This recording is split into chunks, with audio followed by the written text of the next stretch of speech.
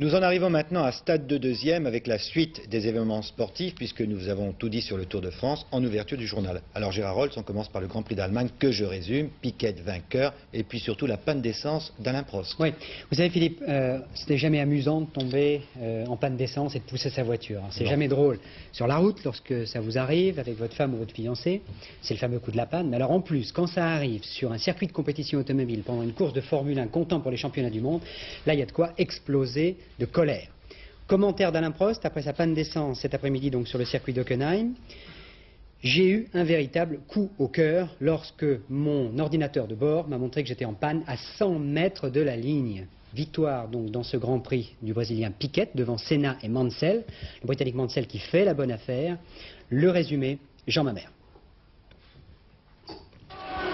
Si l'on retient une image de ce Grand Prix d'Allemagne, ce sera sans nul doute celle d'Alain Prost poussant sa voiture en panne d'essence pour tenter de conserver sa 3e place. C'est vraiment pas sérieux. L'autre image sera bien sûr celle du départ, avec la manœuvre de Ayrton Senna, une manœuvre audacieuse et dangereuse, mais réussie. Et puis derrière, l'accident de Johansson, il heurte Alliot et meilleure course, Théo Fabi. Heureusement, ce carambolage ne s'est terminé que par des dégâts matériels, mais le pire aurait aussi bien pu arriver, alors attention, danger.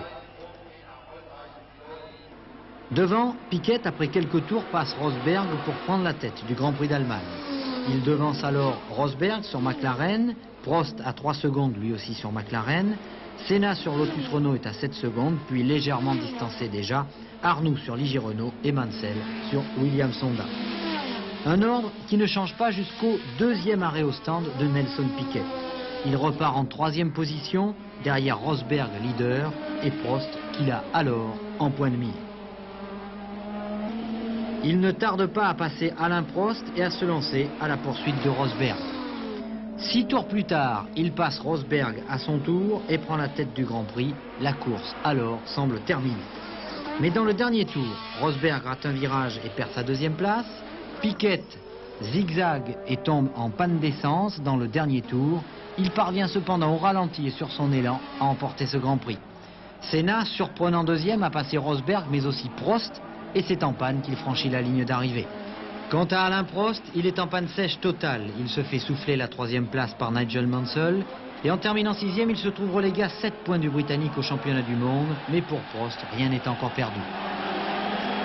Senna est toujours là, mais normalement, sur l'ensemble de la fin du championnat, ça devrait être, je pense, une lutte entre les deux pilotes Williams. Et normalement, je devrais arbitrer le duel. J'espère en tout cas que ça va aller mieux la prochaine fois. C'est la guerre Prost-Honda alors. Prost-Honda, oui. J'aimerais bien les battre cette année.